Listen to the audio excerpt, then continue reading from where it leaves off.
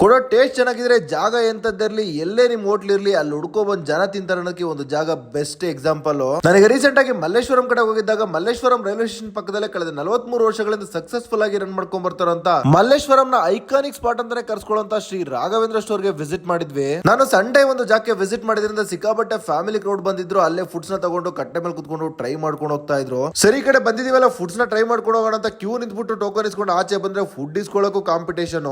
ಹೆಂಗೋ ಆ ಕ್ರೌಡ್ ಅಲ್ಲಿ ಗುದ್ದಾಡ್ಕೊಂಡು ಫುಡ್ ನ ಇಸ್ಕೊಂಡು ಆಚೆ ಬಂದ್ವಿ. ಏನೇನ್ ತಗೊಂಡಿದ್ವಿ ಅಂತಂದ್ರೆ ಇಡ್ಲಿ ಮತ್ತೆ ಶಾವ್ಗೆ ಬಾತ್ ನ ತಗೊಂಡಿದ್ವಿ. ಇನ್ನು ಟೇಸ್ಟ್ ಬಗ್ಗೆ ಹೇಳಿದ್ರೆ ಇಡ್ಲಿ ಅಂತೂ ತುಂಬಾ ಸಾಫ್ಟ್ ಆಗಿ ಟಚ್ ಮಾಡಿದ್ರೆ ಪುಡಿ ಪುಡಿ ಆಗ್ತಿತ್ತು. ಚಟ್ನಿ ಜೊತೆ ತಿನ್ಬೇಕಾದ್ರಂತೂ ಸಖತ್ ಆಗಿತ್ತು. ಲೈಟ್ ಆಗಿ ತುಪ್ಪ ಗಿಪ್ಪ ಇದ್ಬಿಟ್ರಂತೂ ಅಲ್ಟಿಮೇಟ್ ಟೇಸ್ಟ್ ಇರೋದು. ಶಾವ್ಗೆ ಬಾತ್ ಕೂಡ ತುಂಬಾ ಬಿಡಿ ಬಿಡಿಯಾಗಿ ತಿನ್ಬೇಕಾದ್ರೆ ಮಜವಾಗಿರುತ್ತೆ. ಲೈಟ್ ಆಗಿ ನಿಂಬೆನ್ ಫ್ಲೇವರ್ ಇರುತ್ತೆ, ಜೊತೆ ಕ್ವಾಂಟಿಟಿ ಕೂಡ ಜಾಸ್ತಿ ಕೊಡ್ತಾರೆ. ಕೊಡೋ ಕಾಸ್ಗೆ ವರ್ತ್ ಅಂತಾನೆ ಹೇಳ್ತೀನಿ. ಅದ್ ಬಿಟ್ರೆ ನಿಮ್ಗೆ ಖಾರ ಬಾತು, ಕೇಸರಿ ಬಾತು, ಪಲಾವು ಅದು ಇದಂತ ಸುಮಾರು ಐಟಮ್ ಸಿಗುತ್ತೆ. ಯಾವ್ದು ಬೇಕಾದ್ರೂ ಟ್ರೈ ಮಾಡಬಹುದು. ಇದರ ಕಂಪ್ಲೀಟ್ ಡೀಟೇಲ್, ಟೈಮಿಂಗ್ಸ್ ಪ್ರತಿಯೊಂದು ಡಿಸ್ಕ್ರಿಪ್ಷನ್ ಕೊಡ್ತೀನಿ.